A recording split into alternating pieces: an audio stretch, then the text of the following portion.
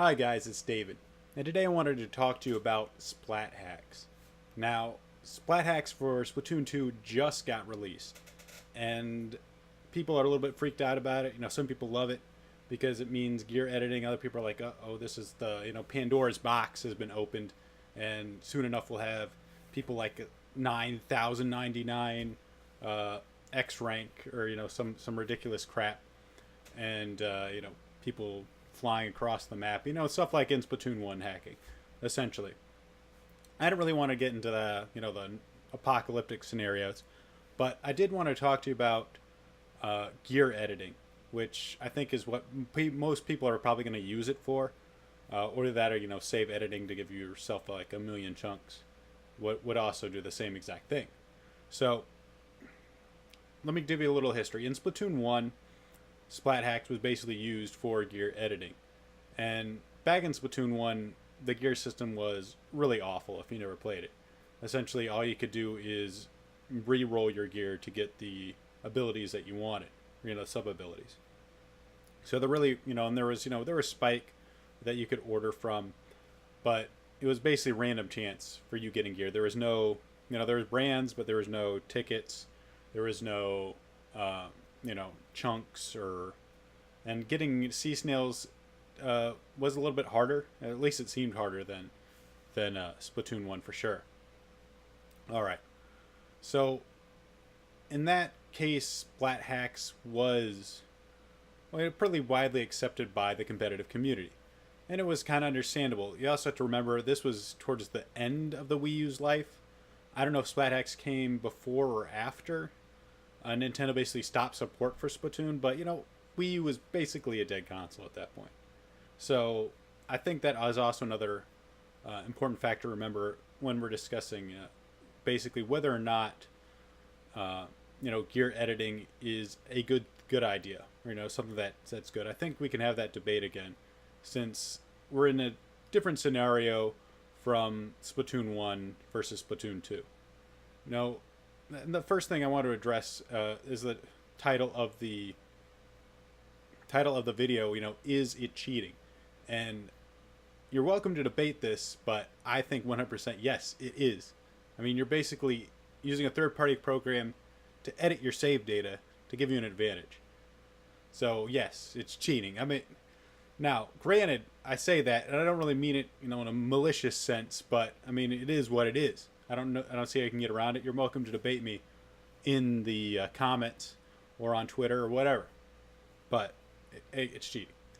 So, but I mean, it's not really that bad. You're not actually, giving yourself infinite ink jets or, moving around at hyperspeed, or, like bazookas that shoot out like rapid fire, like you saw in Splatoon 1. You're not actually affecting the game itself.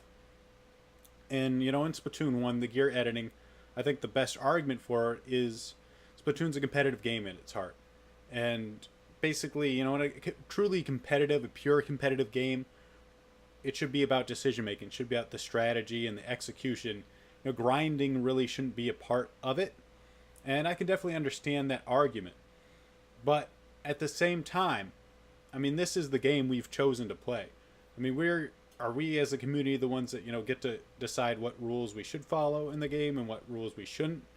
If a guy, trolls you on your team and you lose 20 points out of it, are you able to say, you know what?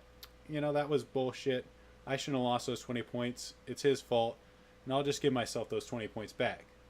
I mean, I think everyone would agree that rank editing, like changing your rank would be wrong. But, when do we get to decide, this is okay and this isn't okay? And another scenario, I mean, in the top level of Splatoon, it almost seems like kind of like a moot point or a formality. They have so much money. They put so much time into it. They basically get any gear they want. So why not say, why not just let them edit it? But these people are at the top of the game. In some ways, I guess they're sort of idols or, role models.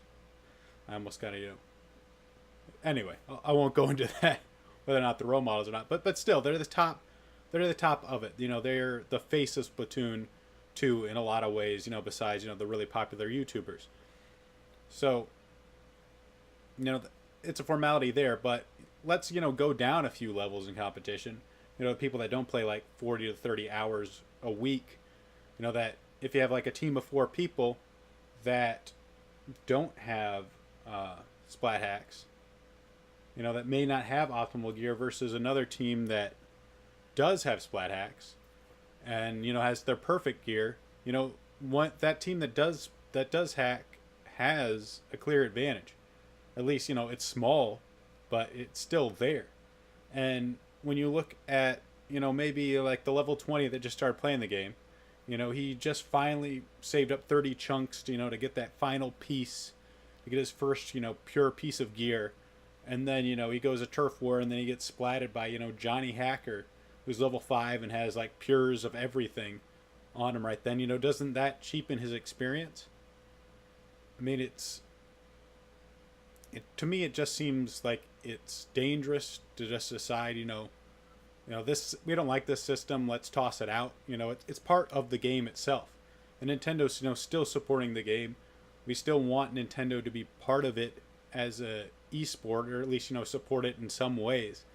And while, you know, I'm not unrealistic, you know, that's going to happen. People are going to do it. And, you know, there's really no way to exactly prove it unless Nintendo has some sort of banning system, which we don't know yet. But, you know, it's not really something that hopefully won't be done or supported publicly. And I think, you know, the people at the top level of competition, or, you know, everybody in general should be very careful about how they support, or, you know, openly ask, you know, for like tips on how to hack their game.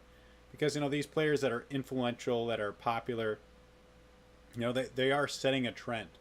And personally, I think, you know, a little bit of convenience for helping you with your gear isn't worth the downsides to what, you know, how it looks to both, you know, casual players. And I really hate the idea of like people that want to get into competitive starting to think, you know, that in like Splatoon 1, like really in order to get into competitive that you need to be able to, you know, hack your Wii U or your Switch, you know, because in Splatoon 1 that was basically, you know, what you had to do. If you really wanted to like play at the top, you needed to download it. And of course, in Splatoon that's really not the case, but to me, I don't like the way that looks, especially for the competitive scene. You know, if it just wholly endorses editing gear. But anyway, that's my thoughts on the issue that, you know, I just sort of wanted to put out there. You're welcome to, you know, agree or disagree. I'd love to hear what you think on it. I mean, I don't think it's a humongous deal, but because, like, again, you can get any gear you want in this game, you know, without that much effort. But at the same time, I'm more worried about how it looks rather than, you know, the actual effect on it. But so again, let me know what you think of the issue in the YouTube or Twitter, whatever you want to do. I'll link my Twitter in the description. And that's it, guys. Have a good day.